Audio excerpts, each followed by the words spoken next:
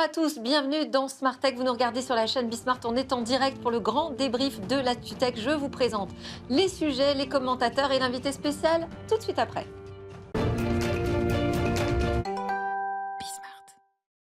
C'est parti pour le grand débrief de l'ActuTech, dernier grand débrief avant les fêtes de fin d'année pour Smart Tech. Alors, je vous présente nos débriefeurs autour de la table.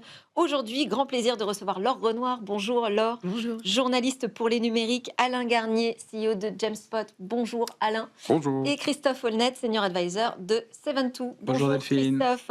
Alors, on va parler ensemble de ce qui nous a vraiment marqué en 2025. Quel était le grand sujet selon vous? On n'aura pas forcément des avis forcément partagés, donc on va utiliser nos cartons rouges, nos cartons verts pour dire ce qu'on en a pensé. On va aussi vous présenter notre sélection de cadeaux de Noël et vous allez voir, ça fait vraiment envie parce que moi j'ai regardé vos listes et waouh. Bref, on va commencer avec un invité spécial. Cette édition commence avec Frédéric Mazella, le président cofondateur de Blablacar et de Dift, qui a lancé une opération Diftember, le mois de la générosité. On ne pouvait pas passer à côté de ça. Bonjour Fred, bienvenue dans Smart Tech. Bonjour. Alors Dift, on rappelle que c'est la contraction entre le don et le gift. Ça existe depuis 2022, initiative donc en faveur du financement associatif. Vous voulez réinventer, enfin vous avez réinventé finalement une nouvelle façon de faire des dons en ligne. Il y a deux offres pour les entreprises, pour les particuliers, mais je voulais que vous nous expliquiez ce que c'est ce mois de la générosité, la Diftember. Qu'est-ce que vous en attendez? Diftember, oui, donc c'est déjà c'est la version du mois de décembre. On connaît, enfin beaucoup de gens connaissent Octobre Rose en octobre, Movember en novembre pour les maladies masculines, et puis Diftember, c'est pour tout le monde. C'est le mois de la générosité où on trouve la cause qu'on a envie de soutenir. Alors on a 70 associations partenaires, et puis on a une cinquantaine d'ambassadeurs. Alors ça va de Brune Poisson à Pascal Légitimus, en passant par Martin Hirsch ou Lucie Bache et Jean-Pierre Nadir. Donc on a beaucoup de résonance. On a déjà levé plus de 500 000 € depuis le 1er décembre pour les associations, pour les 70 associations. Et puis on fait en sorte que donner fasse partie non seulement du calendrier, mais des choses normales à faire en tant que citoyen, et au mois de décembre notamment, pour penser à toutes nos associations qui sur le terrain font des choses formidables dans les domaines sociaux et environnementaux. Donc c'est vraiment un mouvement que l'on crée. C'est la première édition et déjà ça prend bien. C'est des mouvements qui peuvent prendre plusieurs années, voire parfois plusieurs dizaines d'années pour se mettre en place dans une société. Et c'est vraiment ce que l'on pousse. Alors effectivement, Dift, après, on a une offre pour les entreprises qui permet d'aller offrir des cadeaux à des clients. Et ces cadeaux-là sont des dons à des associations. Donc c'est un cadeau émotion, si vous voulez. Ça permet de faire en sorte que, au lieu d'offrir un cadeau physique, on offre... Pardon, il se concrétise comment ce cadeau? Comment est-ce que vous le matérialisez pour qu'il ait une existence? Oui, alors on reçoit le cadeau en digital et ensuite on choisit l'association que l'on va soutenir, et ensuite on a des nouvelles de ce projet-là régulièrement, c'est-à-dire qu'une fois qu'on a soutenu une association, quand on a reçu un Dift, eh bien on sait exactement ce qu'elle va faire sur le terrain, qui sont les gens qui agissent, quels sont les impacts concrets, puisque s'il y a une chose qui est très importante pour Dift, c'est d'aller sélectionner les associations et de faire en sorte que ce soit les associations les plus fiables, qui suivent leurs indicateurs d'impact, qui ont une gouvernance saine, qui ont des audits financiers sains et qui font un travail formidable sur le terrain. Et donc en fait, on a les nouvelles de ces projets-là sur le terrain, ce qui nous donne un petit peu de réconfort, on va dire, souvent quand on est parfois dans la société où on voit beaucoup de choses qui ne vont pas, on ne sait pas comment agir. Eh bien, Dift, c'est une manière d'agir en allant soutenir toutes les personnes qui font des choses formidables sur le terrain. Et à titre individuel, si on a envie de participer à cette opération, alors qu'est-ce que ça change déjà de passer par Dift plutôt que de donner directement à une association? Alors, on peut donner directement à une association via Dift, mais effectivement, Dift offre beaucoup plus que ça, puisqu'on peut créer une cagnotte solidaire. Alors, une cagnotte solidaire, c'est quoi? C'est la possibilité pour soutenir une association d'aller créer une cagnotte pour cette association et de dire à son entourage que, par exemple, pour son anniversaire ou pour Noël, on va préférer recevoir un don pour une association plutôt qu'un cadeau physique, parfois inutile, parfois non désirés. Ça arrive aussi. Et donc, à ce moment-là, la chose la plus utile à faire avec l'argent, c'est plutôt de le donner à des associations qui vont agir sur le terrain plutôt que dans des choses qui peuvent finir au fond d'un tiroir. Donc, voilà. À ce propos, est-ce qu'on peut revendre son DIFT? Ah non, ils ne sont pas accessibles. Non, non, non, on ne fait pas ça. Non, non, on reçoit un DIFT, on choisit justement l'association, parce qu'en plus, c'est un lien émotionnel qu'il y a entre la personne qui offre le DIFT et la personne qui le reçoit. Ouais. Puisqu'effectivement, quand on offre cela, ça donne la possibilité d'aller soutenir une cause qui nous tient à cœur. Et donc, c'est une manière de créer un lien différent. C'est pour ça aussi que les entreprises l'utilisent. Alors, on a déjà aiguillé plus de 20 millions d'euros vers 300 associations quand même en 3 ans. Donc, le projet démarre très fort. Là, depuis début décembre, avec Diftember, on a déjà levé plus de 500 000 euros. Alors, c'était l'objectif qu'on s'était donné sur tout le mois de décembre, mais déjà en 15 jours, on a rempli l'objectif. Donc, cette fois, on a déplacé l'objectif. On espère lever 1 million d'euros sur le mois de décembre. Et puis, en parallèle de ça, on organise aussi d'autres événements. Alors, c'est le mois de toutes les générosités. Donc, évidemment, on liste le calendrier de toutes les occasions pour être généreux au mois de décembre. Ça commence par Giving Tuesday le 2 décembre, ensuite c'est le Téléthon bien sûr, et puis la semaine dernière aussi on a organisé le Dift Live Challenge. Oui, j'ai C'était vu ça. Ouais, voilà. Donc Mais on a rassemblé. vous dites que il faut rendre le don attractif. C'est pas attractif aujourd'hui de faire des dons? Enfin, je vais peut-être faire déjà un tour Non, de en table. fait, Est-ce que vous donnez chaque année à des associations? Oui, Alain? Bah nous, si on prend Genspot, on a une politique, on donne 0,1% de notre chiffre d'affaires à des associations. Ok. Et, et les Genspotiens, en fait, choisissent, en fait, et d'ailleurs, c'est assez équilibré entre du social, la protection aussi de la violence faite aux femmes, les problématiques écologiques et les restos du cœur. Et puis là, on a ouvert parce que le chiffre d'affaires ayant augmenté. Good news. Voilà. Ouais. Pour la santé également. D'accord. Et aider aussi l'hôpital, ce qui est quand même aussi, ce qui est intéressant de se dire que ça devient une préoccupation, y compris j'ai envie de dire des citoyens qui sont en fait des employés, mais qui sont en fait dans une démarche citoyenne quand on fait ça. Ouais. Laure, faites des dons chaque année À titre personnel, oui, un Ouais. petit peu, au Téléthon par exemple, ce genre de choses. On fait aussi des opérations du type les box solidaires, par exemple, au moment de Noël. Ce genre d'initiative, après, c'est très individuel finalement. Oui, moi, ce que je trouve qui est très intéressant, c'est que effectivement le fait qu'il y ait une sélection sur des critères rigoureux, objectifs, rassure beaucoup. Et en fait, ça peut permettre effectivement le passage à l'acte de don plus rapide. Et puis cette idée de cagnotte, je trouve que c'est une très bonne idée. Là, c'était mon anniversaire hier. Et je me dis, tiens, finalement, je vais peut-être faire une cagnotte solidaire. Voilà. Génial. Il y a Wikipédia dans DIFT, par exemple? Alors non, on n'a pas Wikipédia. On a 300 associations. En fait, bon, on a aussi des milliers de demandes d'associations qui veulent effectivement rentrer sur DIFT, parce qu'à partir du moment où vous êtes un organisme qui va distribuer de l'argent aux associations, très très vite, elles vous repèrent. Et donc, effectivement, on a beaucoup de demandes. Par contre, on fait une sélection très rigoureuse et progressive aussi en fonction de nous-mêmes, nos moyens d'analyse et de sélection. Mais donc oui, on a des dizaines d'associations qui sont alignées là pour rentrer sur DIFT dans les semaines et mois qui viennent. Ce qui est sûr, c'est qu'à la période de Noël, justement, c'est un bon moment pour créer sa cagnotte solidaire, parce que c'est le moment où on va pouvoir dire à son entourage, voilà, si vous ne savez pas quoi m'offrir, ne perdez pas 3 heures, je ne sais pas où, à acheter je ne sais quoi. Faites simplement un don à une association, ce sera beaucoup plus efficace pour tout le monde. Super. Merci beaucoup, Frédéric Mazella. Vous seriez en plateau avec nous. Je vous aurais gardé pour la suite des sujets, parce que ça vous intéresse en tant que membre de France Digital. Président, je ne sais plus si vous êtes encore président. Si, parce que ça tourne. Oui, je suis président. Ah bon, pardon. Alors, président de France Digital, parce qu'on va parler des sujets qui nous ont marqués en 2025. Mais je vous libère. Voilà, carton vert pour les dons. On est super à fond. Merci beaucoup. Bravo. Alors, donc nous, on enchaîne avec le sujet qui nous a marqué cette année. On va commencer par Laure, par exemple. Ah bah merci de me donner la priorité. Alors moi, le sujet qui m'a marqué cette année, il est assez récent finalement. Il est un peu technique également. C'est l'augmentation du prix de la RAM.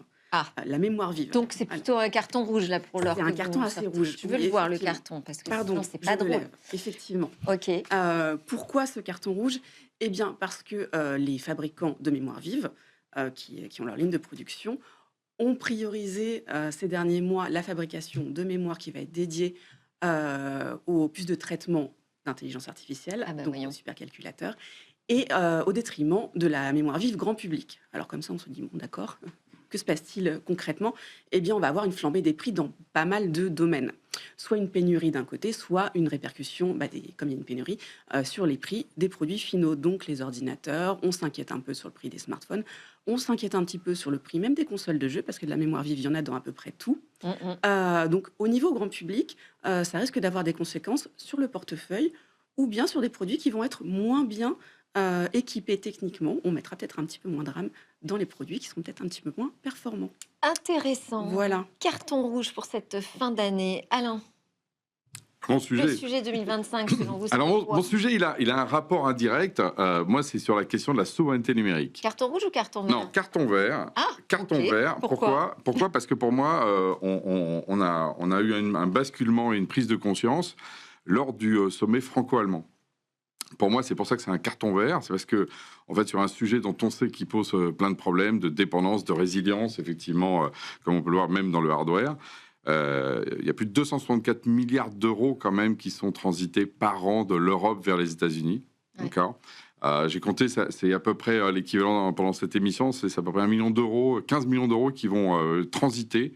Donc, il faut voir la vitesse, 15 millions d'euros là qui sont en train de transiter pendant le temps de cette émission, parce qu'on a une En dépendance 28 numérique. minutes. Voilà. Ok. Et là, sujet qui était posé sur la table, etc. Le rapport en fait au monopole, on pourrait y revenir, Ouais.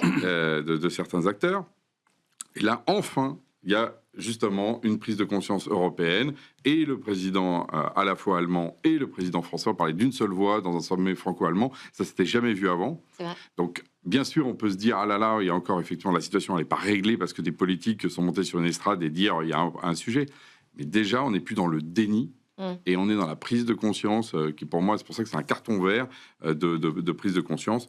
Après, les actes, on les attend. Voilà, les actes, on les attend, mais justement, il faut au moins ça pour commencer à agir. Sinon, on n'agit même pas. Non, mais j'ai vécu ça aussi positivement, le fait que les Allemands enfin se positionnent sur la chose. Donc effectivement, on peut mettre un carton vert sur la prise de conscience avec ce pas.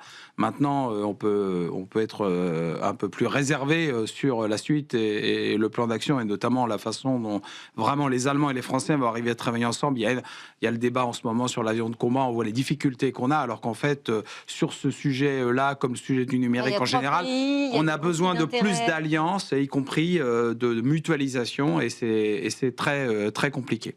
Et vous, alors, votre sujet 2025, c'est pour moi, mon sujet, c'est de dire que on a effectivement connu un essor absolument flamboyant et effréné de l'intelligence artificielle. On pensait que c'était une technologie, mais on se rend compte qu'en fait, ça va structurer un projet de société. Et ça, vous mettez un carton rouge ou un carton vert? Je mettrais plutôt un carton rouge, au sens où... Alors, un carton rouge. Pourquoi? Parce qu'en fait, je pense qu'il y a eu effectivement une prise en main par le grand public de l'intelligence artificielle, avec plus de 800 millions d'utilisateurs de ChatGPT, transgénérationnel, on voit c'est partout, mais on se rend compte qu'il y a une fascination, mais aussi une certaine forme d'inquiétude qui commence à émerger sur l'économie, sur les jobs, sur la culture, sur la souveraineté, et qu'on se dit finalement... va-t-on subir, et le tout avec finalement l'arrivée de Trump au pouvoir qui a libéré, désinhibé et fait valoir finalement la loi du plus fort avec des investissements massifs qui sont en rapport de 1 à 100 avec ce qu'on fait nous. Et donc la question pour nous, c'est est-ce qu'on va arriver à dompter ces technologies ou est-ce qu'on va les subir, et avec un impact sur la société qui va nous définir. Oui, parce qu'effectivement, c'est une question de projet de société, mais pour l'instant, c'est un projet de société qui est piloté par les grandes puissances américaines. Par d'un oligopole, oui, absolument. Très accélérationniste, absolument. Une vision très capitaliste, finalement, qui n'est pas forcément, qui fait pas forcément opposée à celle de l'Europe, mais qui mérite un peu En tout cas, c'est un instrument de domination au profit des Américains. Voilà, qui mérite un peu d'engagement du côté de l'Europe sur sa vision, elle, du projet de société demain. Oui, inquiétude que vous partagez avec Christophe Oui, inquiétude que je partage, mais justement, c'est parce qu'il y a une prise de conscience qu'on peut aussi basculer.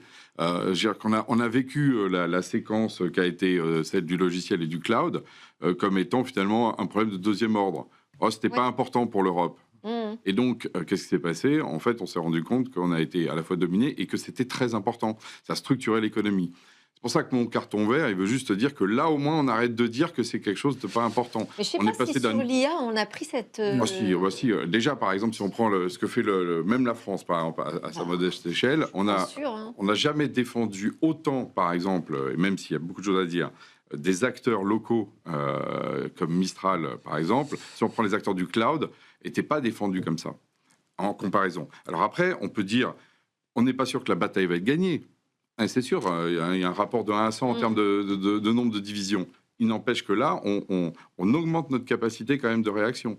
Et on a des grands groupes français, par exemple, qui choisissent une stratégie IA qui n'est pas américaine-centrique.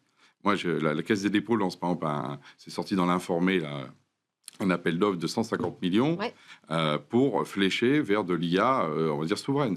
Ça, dans le cloud, ça ne se voyait pas. Donc, ce que je veux dire, c'est que oui, on n'est pas en train de gagner la guerre, où on voudrait équilibrer de manière... 90% quand même d'achats américains. Mais par contre, on est en train de reconquérir du terrain, ce qui est quand même plutôt une bonne nouvelle versus on en perdait encore et c'était... On verra donc en 2026. Oui. Moi, mon sujet, c'était sur la protection de l'enfance en ligne. Je trouve que c'est un sujet qui a pris énormément d'importance chez les politiques, avec beaucoup de discours d'intention, qui, évidemment, enfin, on peut dire, on salue tout ça. Moi, je mets un carton rouge, personnellement, sur ce sujet, parce que ça me préoccupe beaucoup sur ce qui va en sortir, les questions de protection de vie privée, qui risquent d'être malmenées, à mon sens, sur les vérifications de l'âge, comment ça va se mettre en place, sur l'interdiction des réseaux sociaux. On dit tous, OK, il faut qu'on stoppe les écrans, il faut qu'on trouve un moyen de protéger les enfants, mais... J'ai pas l'impression, moi, qu'on emploie aujourd'hui la bonne méthode. Donc, je sais pas ce que vous en pensez. La même chose. Ouais, bon. C'est un peu lié à ce sujet plus global du projet de société. C'est à quel point on se laisse déborder et à quel point on garde une certaine maîtrise dans la capacité à dompter tout ça et à choisir et pas subir. Et voilà, et puis choisir les bonnes technologies aussi pour apporter ces réponses. Et souvent, tout ça, ça se cache dans les détails. Les politiques n'ont pas forcément conscience de la complexité de ces sujets. Alors, je voulais qu'on termine avec des sélections pour Noël, parce qu'on est venu avec plein d'idées de cadeaux. Je propose qu'on commence avec Laure, parce que Laure, vraiment, 1, 2, non, 3, alors j'ai fait n'importe 4, quoi. 5, 6 cadeaux. C'est la liste au Père Noël. Moi, j'ai des idées pour absolument tout le monde. Mais génial. Mais il faut que tu me cadres un petit peu. Ok, allez. Alors, commence par ton préféré. Ah, oh mince, j'aurais dû réfléchir. Ouais. Mon préféré, allez, je vais parler à titre personnel parce que j'ai très envie d'avoir ça, mais ça coûte très très cher. Une machine à café high-tech. Une vraie machine à café avec broyeur. D'accord. Ah, c'est hyper simple.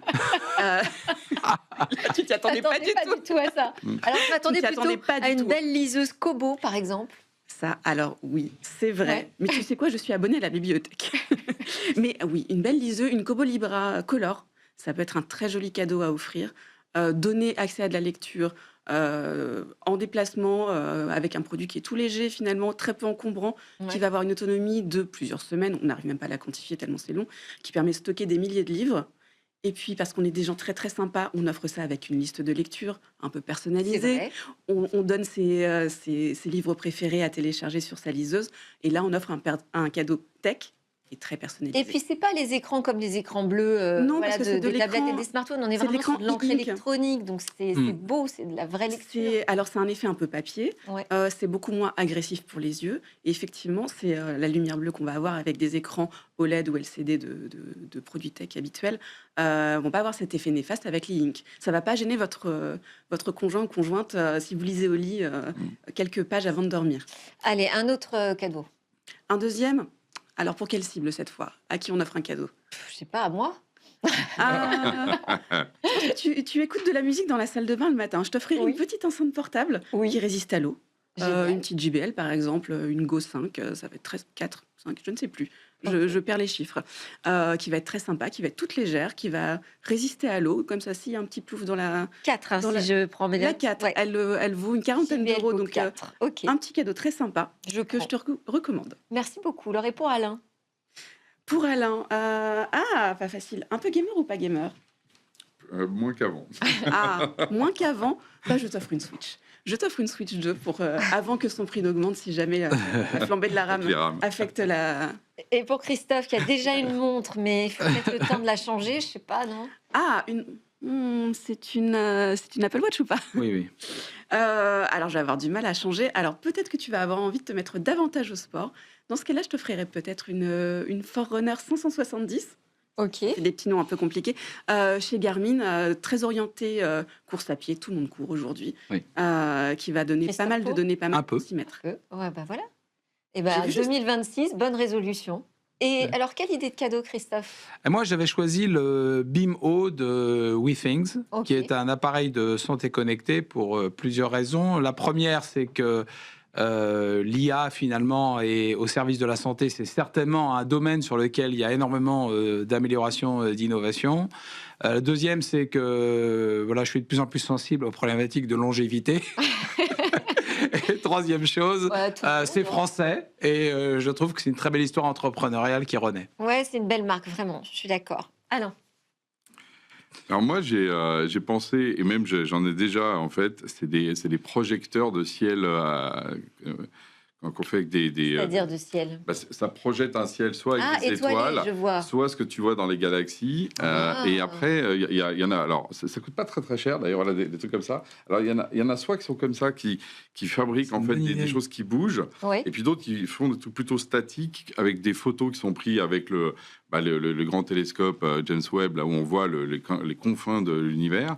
Et donc, on le projette au plafond, ça bouge un petit peu, ça tourne comme ça tout doucement, et en Wow. même temps avec les autres étoiles par-dessus.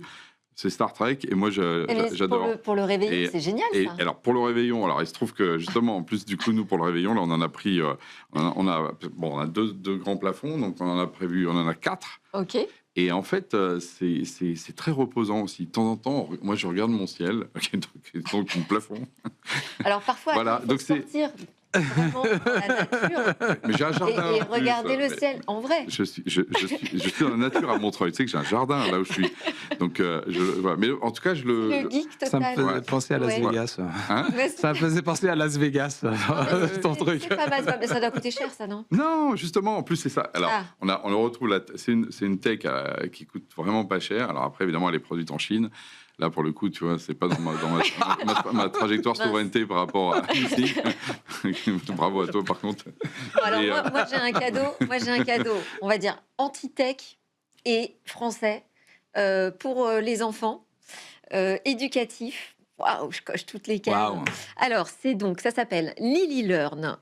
Et c'est très simple. C'est comme un clavier avec des cartes. Et l'enfant va manipuler ces cartes pour apprendre à lire et à écrire. Alors, je ne sais pas si vous voyez sur la photo. Non, presque. Bon, on a failli. Donc, il n'y a évidemment pas d'écran. Ça, c'est, je trouve, la super idée. Mais en revanche, il y a plein de technologies à l'intérieur. Ça a été conçu par une assistante maternelle et un ingénieur. Donc, il y a une puce NFC. Ça travaille avec de la synthèse vocale. Vous allez voir pourquoi. Il y a une intelligence qui est embarquée qui permet de faire toutes les combinaisons possibles de mots. Il y a une extension Wi-Fi. On peut mettre un petit casque sur les oreilles de l'enfant si la petite fille que vous avez vue en photo, elle a une petite sœur et qu'il ne faut pas l'ennuyer. Tout ça. Donc, il y a vraiment toute cette intelligence qui a été construite par des Normands, par une entreprise qui s'appelle Lilemo. Donc, je vous parlais de synthèse vocale. Comment ça fonctionne, en fait? C'est vraiment chaque lettre a été apprise par la machine, mais pas des mots. Et donc, c'est l'enfant qui va créer des mots. Il met telle lettre à côté de telle lettre, il entend les sons que ça fait, et il peut comme ça inventer des mots même. Ah. Il peut les créer. Il y a même un système de QR code qui permet de rajouter des mots dans la machine si on a envie d'en inventer ou d'en apporter des spécifiques parce que notre enfant, voilà, a un vocabulaire à lui. Enfin, je trouve ça à la fois créatif, c'est une façon d'apprendre en s'amusant. C'est hyper intelligent, c'est cher. Il y a quand même un défaut. C'est un peu cher, hein, c'est plus de 200 € si on veut acheter le kit. Mais en fait, ce sont les maternelles qui s'approprient ces objets. Donc, si vous voulez pousser une idée de cadeau aussi au sein d'une école, d'une maternelle, n'hésitez pas. Je trouve que c'est vraiment un super produit. Voilà, on a le temps d'un autre petit cadeau. Laure. Un petit Ouais. Je vais reprendre ma Un liste parce que là, smartphone, un petit smartphone. Oui, Alors là, on est on aime quand même bien sur les des smartphones. budgets assez impressionnants, forcément, quand on part dans le smartphone. Alors, je vais en parler différemment. Cette année, il y a des études qui sortent toutes les 5 minutes sur ce sujet. Les Français se tournent de plus en plus vers le reconditionné. En tout cas, ils sont de plus en plus ouverts. Donc, moi, je recommande d'aller y jeter un petit coup d'œil à ces plateformes de reconditionné D'accord. pour avoir essayé. Franchement, pour être tout à fait honnête, j'ai eu une mauvaise expérience là. Alors c'est le problème, c'est qu'une mauvaise expérience peut refroidir. Et je me suis dit, je vais l'acheter neuf. Alors c'est dommage, mais il ne faut pas s'arrêter à ça. Ouais. Ça permet de faire vivre un produit qui est encore tout à fait utilisable et qui est déjà dans le circuit, d'avoir un petit peu de sobriété numérique finalement, et puis d'acquérir à moindre coût, parce que le smartphone, c'est un produit assez onéreux, un smartphone qui sera de bonne qualité. On va en avoir dans tous les sens, et même des consoles de jeux. Ouais. Donc je vous encourage à regarder ça quand même. Bon, moi je vais essayer de donner une deuxième chance. Ok. Un vœu pour 2026 avant de vous quitter pour ces fêtes. Est-ce que vous allez me dire la souveraineté, mise en place de mesures concrètes, Alain? Non? Autre chose? Autour de la tech, autour de la tech, un vœu, ce serait justement un peu d'aligner toutes les planètes. Je pense que on avait France Digital au début, on a justement une nouvelle vision un peu qui vient justement de cette souveraineté. Comment est-ce que tout le monde peut travailler ensemble? Voilà, je pense que ce serait plutôt ça, un peu aligner les planètes, plutôt que d'être dans des logiques un peu antagonistes, comme s'il était dans un camp ou dans l'autre. Aussi au sein de l'écosystème. Ouais, au sein de l'écosystème, tout à fait. Il n'y a pas le clan des licornes contre le clan justement des centaures. Enfin, trouver une espèce de logique de réaligner un peu tout le monde. Voilà, c'est un peu un message justement pour 2026. Très joli vœu. Laure, un vœu? Ce serait un vœu d'un peu de sobriété, justement, d'apprendre à consommer un tout petit peu moins et à se tourner vers un petit peu plus de local, même dans la tech. Bravo. Christophe? Moi, j'élargirais le vœu d'Alain à la société, finalement, pour espérer qu'on soit dans une logique un peu plus de dialogue et de construction, parce qu'il y a des défis énormes et la crispation fait que ça nous bloque pour tout un ensemble de sujets avec des impacts, y compris sur nos problématiques propres à la tech. C'est-à-dire la crispation Le fait de pouvoir se mettre autour d'une table, reconnaître et nommer les problèmes et trouver des solutions plutôt que d'avoir une exacerbation des débats. Et je pense qu'on a besoin de ça. On a besoin d'un budget, on a besoin de résoudre notre problème de dette qui est énorme et qui nous pose des problèmes. Mais c'est une bombe à fragmentation, ça nous handicape considérablement, y compris d'ailleurs en Europe où on a perdu une certaine crédibilité. Dans le dialogue avec les Allemands, on en parlait au début, c'est absolument essentiel qu'on arrive à s'allier et de façon un peu plus authentique et solidaire face à évidemment des géants qui soient des Américains ou des Chinois. Et je crois que c'est ce qu'on peut souhaiter de mieux pour la société française. Mais ça reste un gros challenge. Moi, je souhaite que l'Europe tienne bon sur ses valeurs. Y compris sur le DSA, le DMA, etc. Oui, absolument. 2026, voilà, ça va être le gros challenge. Merci beaucoup, Laure Renoir, journaliste pour les numériques, d'avoir été avec nous. Alain Garnier, CEO de Jamespot, Christophe Holnet, Senior Advisor chez 72. Merci beaucoup pour votre fidélité aussi à Smartech. Merci à vous de nous suivre tous les jours sur la chaîne Bismart. Le rendez-vous que je vous donne, c'est en 2026 pour le prochain direct. Mais on se revoit quand même lundi pour une autre émission sur la tech, bien sûr. C'était Smartech. Très bonne journée à tous.